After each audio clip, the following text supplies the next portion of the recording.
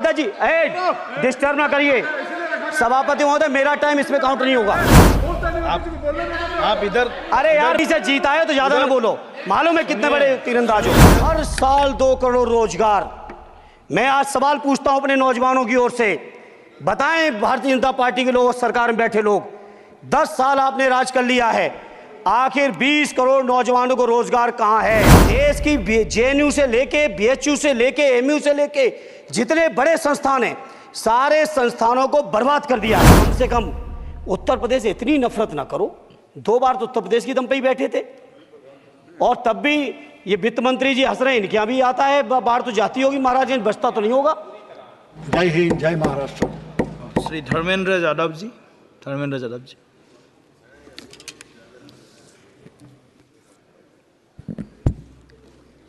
धन्यवाद सभापति महोदय। 18वीं लोकसभा के निर्वाचन के बाद और इस नए संसद भवन के बनने के बाद आज मैं पहली बार बोलने के लिए खड़ा हुआ हूं। आपने मुझे मौका दिया, उसके लिए बहुत बहुत धन्यवाद देता हूं। सभापति जी, सबसे पहले श्रद्धेय नेताजी को मैं नमन करना चाहता हूं, जिन्होंने अपने संघर्ष, अपनी हिम्मत, साहस और अपने पूरे जीवन की तपस्या समाज के उत्थान के लिए, देश और उत्तर प्रदेश की तरक्की के लिए और समाज के हर व्यक्ति की तरक्की और खुशहाली के लिए उन्होंने जो अपना पूरा जीवन समर्पित किया है, सबसे पहले मैं आपके माध्यम से उनको नमन करना चाहता हूँ। माननीय सभापति महोदय, श्रद्धेय नेताजी ने हम लोगों को अपने समाजवादी विरासत में इंसाफ और इंसानियत, न्याय और हक की लड़ाई करना सिखाया है। उस लड़ाई को हम लोग बखूबी अपने नेता आदरणीय अखिलेश यादव जी के नेतृत्व में शानदार तरीके से उस विरासत को न केवल लड़ रहे हैं, बल्कि नेताजी के हर सपने को पूरा करने तक हम लोग चुप बैठने वाले नहीं हैं। सभापति महोदय, बजट एक व्यापक विषय है, और जब इस विषय के बारे में सोचते हैं तो समझ में नहीं आ रहा कि कहाँ से शुरू करें, क्योंकि देश में आज कोई वर्ग नहीं बचा है। कुछ चुनिंदा उद्योगपतियों के बारे में बात नहीं करूंगा, लेकिन देश के 140 करोड़ लोगों में से कम 95% लोग ऐसे हैं जो आज पूरी तरह से बर्बाद हैं। एनडीए की ये सरकार 11वां बजट पेश कर रही है, लेकिन इस 11वें बजट के बावजूद अगर मैं देखता हूं तो समाज की जो गरीबों के लिए सबसे ज़्यादा ज़रूरी चीज़ें हैं, स्वास्थ्य का है, तो स्वास्थ्य 2023 और 24 में बजट घटा दिया है। किसानों का बजट जहां यूपीए के सरकार के समय 2014 तक 5.5 था, वहीं 24 आते आते ये 3.15 रह गया है। शिक्षा का बजट जहां 2013 में 4.77 था, आज 23-24 आते आते ये 2.5% रह गया है।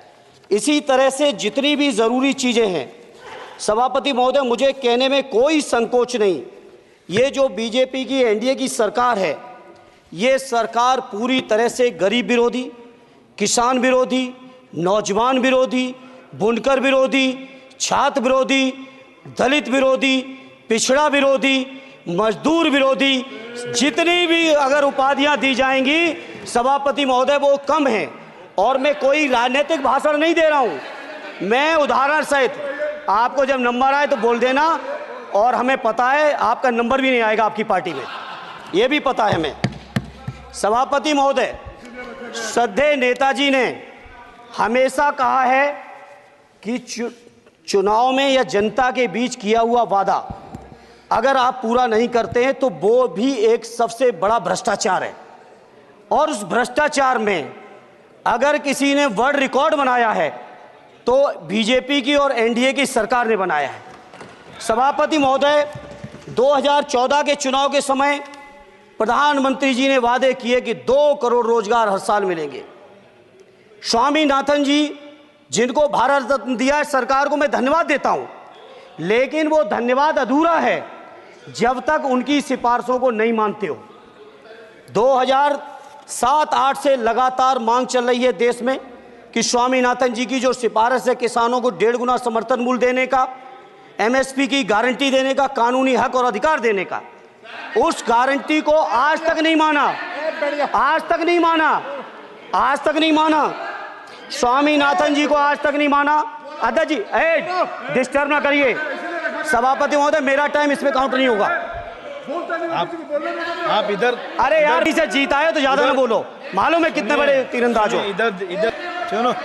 स्वामीनाथन जी की आपने नहीं मानी, एमएसपी आपने लागू नहीं की। कितनी बढ़िया बातें कि खाद पे हम सब्सिडी बढ़ा रहे हैं। पहले 50 किलो को 45 किलो, फिर 45 किलो को 40 किलो, और मुझे लगता है कि एक तीसरा कार्यकाल पूरे होते होते केवल 10 ही किलो बचेगा खाद के कट्टे में, इससे ज्यादा नहीं बचेगा।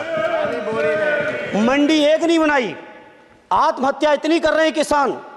और किसान अगर अपनी एमएसपी की मांग करते हैं, हजारों किसान यहीं दिल्ली की सीमा पर मारे जाते हैं, और आप सोचते हो कि आपकी बात को कोई समझेगा नहीं। सभापति महोदय, नौजवानों को कितना गुमराह किया गया। नौजवानों से कह दिया गया हर साल 2 करोड़ रोजगार। मैं आज सवाल पूछता हूं अपने नौजवानों की ओर से, बताएं भारतीय जनता पार्टी के लोग, सरकार में बैठे लोग, 10 साल आपने राज कर लिया है, आखिर 20 करोड़ नौजवानों को रोजगार कहां है? अरे छोड़िए यार, अबे कोई नोटिस नहीं लेता तुम्हें, छोड़ो, कोई नोटिस नहीं लेगा तुम्हें।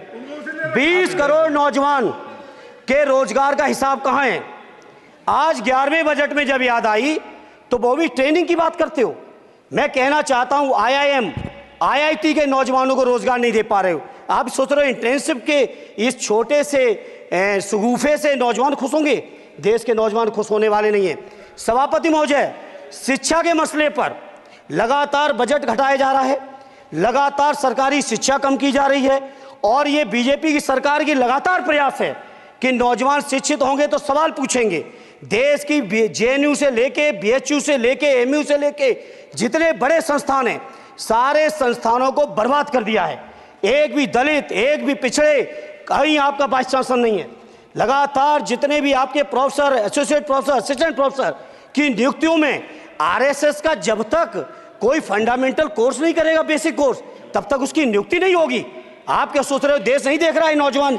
यूजीसी का बजट लगातार कम किया जा रहा है। मेरा खुला आरोप है सरकार पर कि ये सरकार शिक्षा को प्राइवेट करके, शिक्षा को मुट्ठी भर उद्योगपतियों के हाथों में देके, शिक्षा को चुनिंदा लोगों के हाथ में देके, देश के 140 करोड़, जिसमें मैं समझता हूं 90% लोग गरीब हैं, उन गरीबों के हाथों से शिक्षा को छीनने का ये जो आपकी सरकार षड्यंत्र कर रही है, इसके लिए हम लोग इस मौके पे विरोध करते हैं। लगातार फीस बढ़ा रहे हैं, शिक्षकों की कमी है, रोजगार आप दे नहीं पा रहे हो, सामाजिक असमानता। सभापति महोदय, 2014 में जिस समय सरकार बनी थी एनडीए की, उस समय देश की जितने भी जो आर्थिक चीजें थी, जो वेल्थ थी, उसमें पिछड़ों की हैसियत 17% थी, 17%, और आज 10 साल की एनडीए की सरकार के बाद पिछड़ों की आर्थिक हैसियत हो गई है केवल 9%।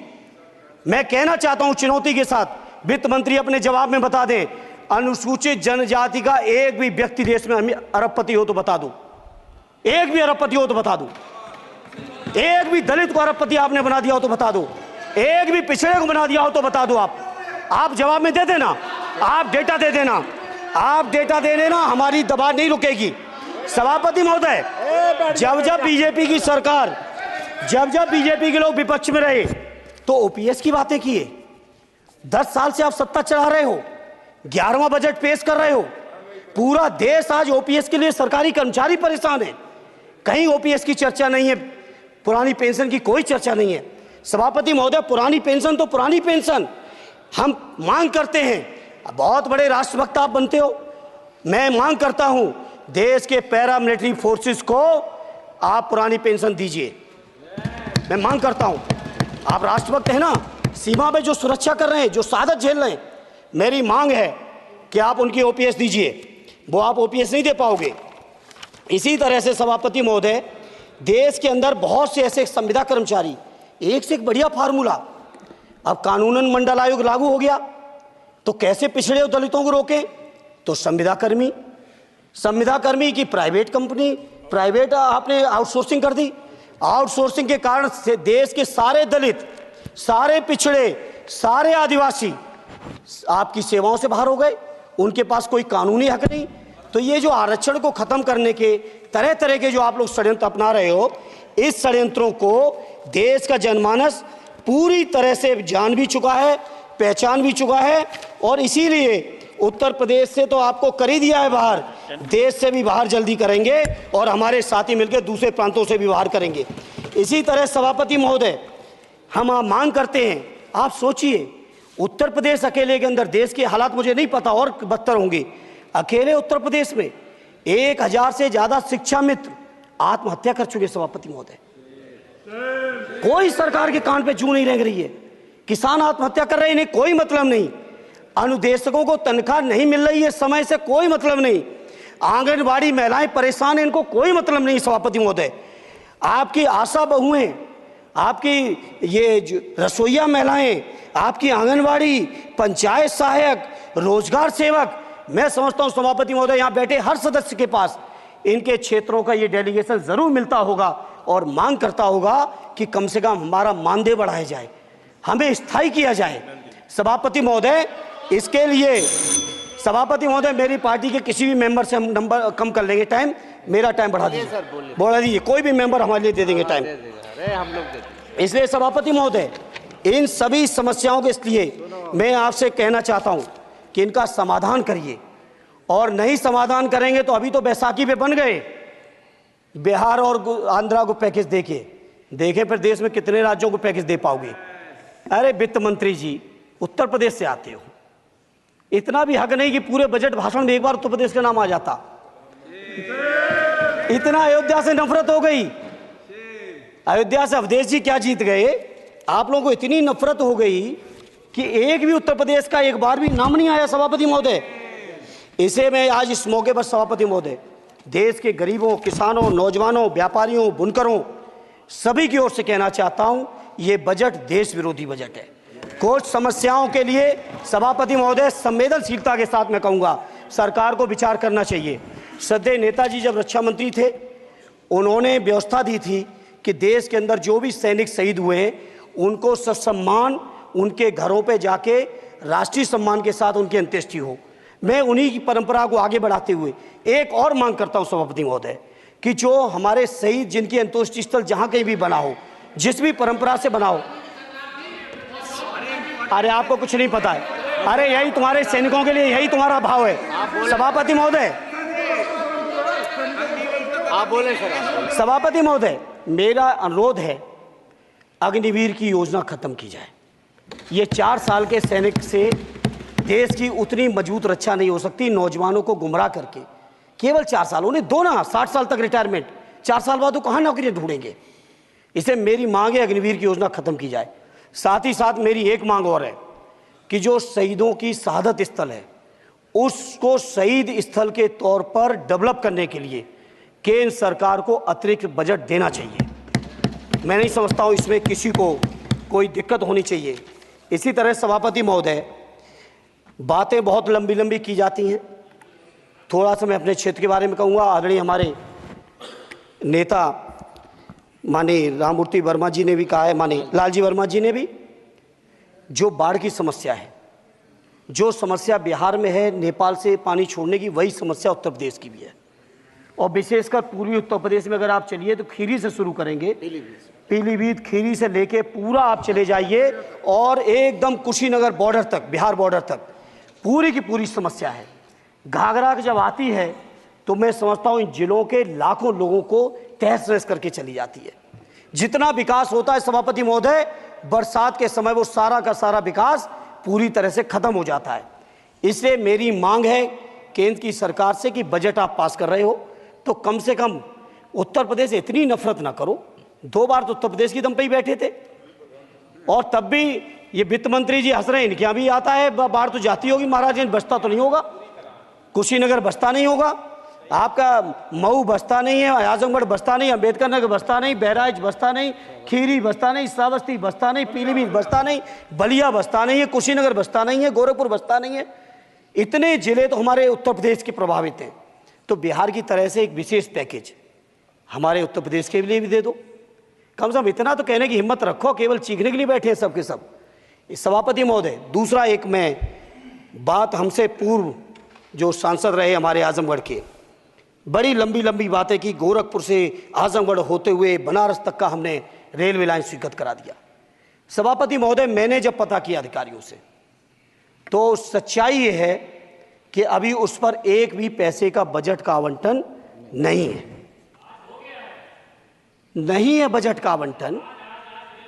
हाँ, आज आप ही ने तो पेश किया बजट, आप ही तो साइन किए हो, निर्मला जी ने तो किया नहीं होगा, आप ही ने किया होगा। तो सभापति महोदय, उस पर बजट भी आए, उस पर बजट भी आना चाहिए। दूसरा सभापति महोदय, ये जो समस्या है बाढ़ वाली, मैं समझता हूं कोई अकेले मेरी नहीं है, मेरे अकेले क्षेत्र की नहीं है। जो भी संवेदनशील व्यक्ति होगा इस पर जरूर गंभीरता से सोचेगा, उसको सोचे। इसी के साथ मैं अपनी पार्टी की ओर से इस जन विरोधी बजट का पुरजोर विरोध करता हूं। बहुत बहुत धन्यवाद। श्री सुखदेव भगत जी।